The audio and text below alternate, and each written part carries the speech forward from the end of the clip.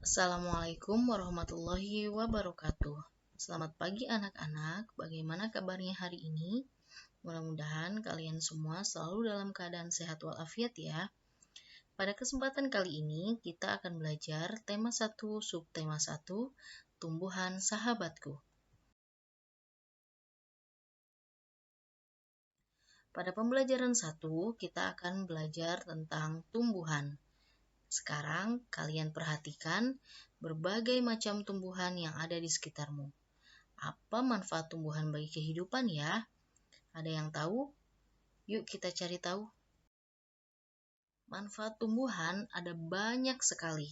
Dan di sini ada sebagian dari manfaat tumbuhan yang sudah Ibu tuliskan.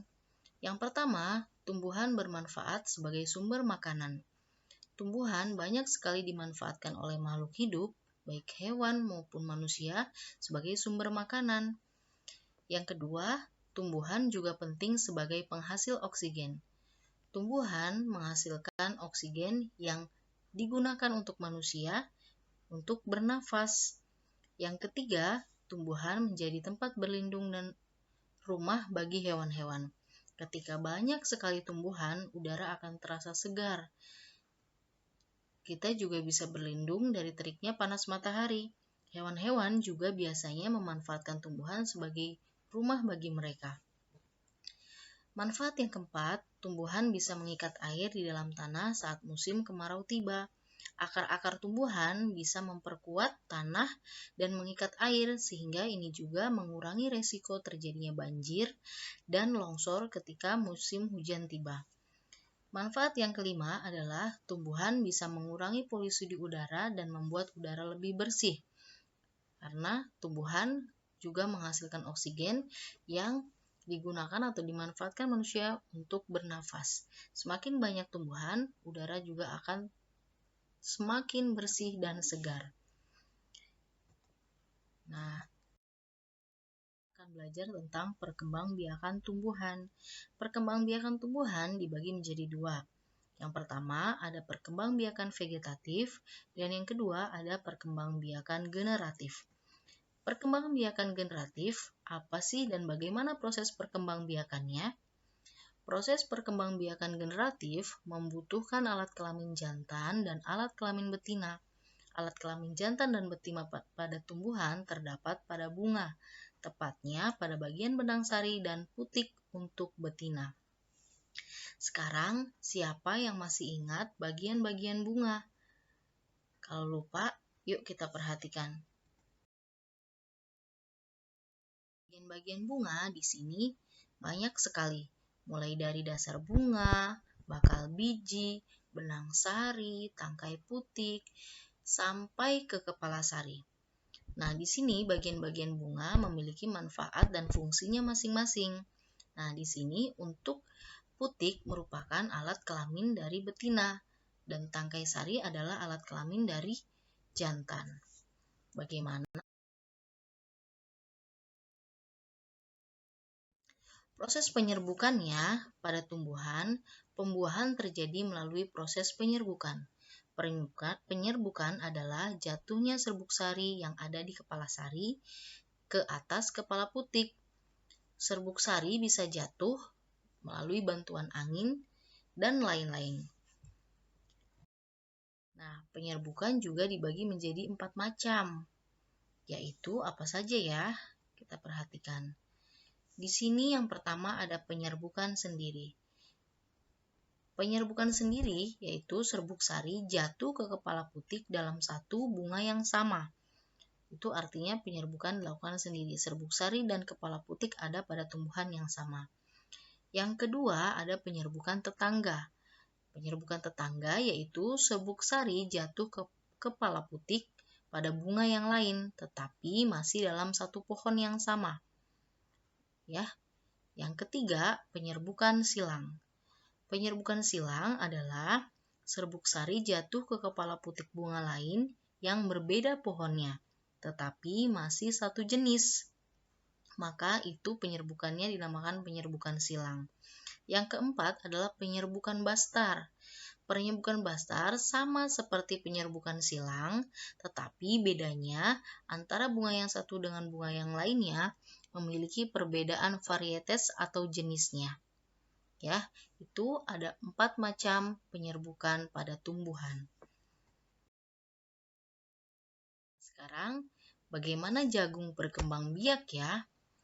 Nah, jagung merupakan salah satu tanaman yang dijadikan makanan pokok di berbagai negara, salah satunya di Indonesia, karena jagung merupakan tanaman yang mengandung karbohidrat yang tinggi. Petani jagung memulai perkembangbiakan tanaman jagung dengan cara menanam biji jagungnya. Bunga jagung memiliki helai-helai rambut yang terdapat tepung sari. Tepung sari akan jatuh ke kepala putik terbawa angin. Nah, ketika jatuh itulah akan terjadi pembuahan atau penyerbukan. Setelah terjadinya penyerbukan, tanaman jagung akan terus berkembang menjadi buah jagung. Untuk kemudian buahnya akan dimanfaatkan oleh manusia sebagai bahan pangan. Artinya di sini tanaman jagung berkembang biak secara generatif atau secara kawin. Nah, selain jagung, tanaman apa saja ya yang berkembang biak secara generatif?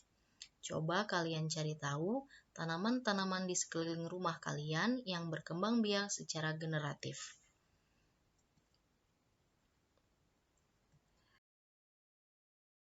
Kita akan belajar tentang manfaat perkembangbiakan generatif. Perkembangbiakan generatif memiliki manfaat yang baik untuk tumbuhan, salah satunya batang pohon dan akarnya akan kuat. Yang kedua, menghasilkan tumbuhan yang lebih tahan terhadap hama. Dan yang ketiga, menghasilkan varietas baru pada tanaman yang unggul. Tentu selain 3 manfaat perkembangbiakan generatif, masih banyak lagi manfaat-manfaat pada perkembangbiakan generatif. Kalian bisa mencari tahu manfaat-manfaat lainnya pada buku atau bacaan yang lain. Setelah tadi kita belajar tentang perkembangbiakan generatif pada tumbuhan, kita akan belajar tentang ASEAN. ASEAN apa ya ASEAN ya? ASEAN adalah singkatan dari Association of South Asian Nations atau Perhimpunan Bangsa-Bangsa Asia Tenggara.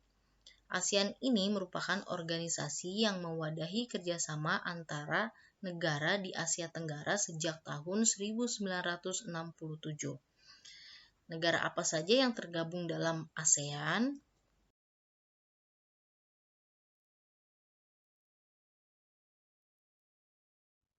Ada 1, 2, 3, 4, 5, 6, 7, 8. Ada 10 negara yang tergabung ke dalam negara-negara ASEAN, termasuk salah satunya adalah negara Indonesia.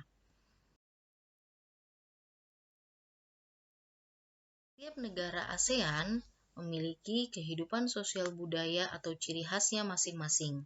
Salah satu contohnya di sini kita ambil negara Filipina. Filipina itu budayanya perpaduan antara barat dan timur dan dipengaruhi oleh budaya Melayu, Cina, dan Spanyol. Bahasa nasionalnya digunakan adalah bahasa Inggris sebagai bahasa pengantar untuk urusan perdagangan dan pergaulan. Nah, di sini tarian Trinikil merupakan tarian masyarakat Filipina. Tarian ini menceritakan tentang burung tinikling yang berjalan melompat menghindari perangkap bambu petani padi. Ini adalah salah satu contoh kehidupan sosial budaya pada salah satu negara ASEAN, yaitu negara Filipina. Kalian bisa mencari tahu kehidupan sosial budaya masyarakat negara ASEAN lainnya selain negara Filipina.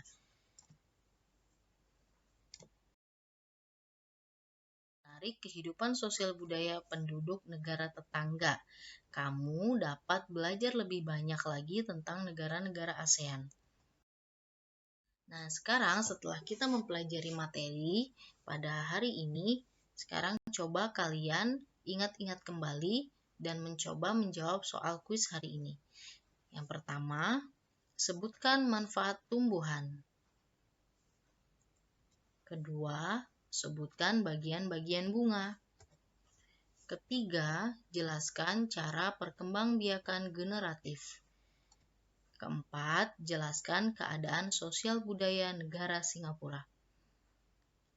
Kalian bisa baca kembali materinya pada buku tema 1 ya.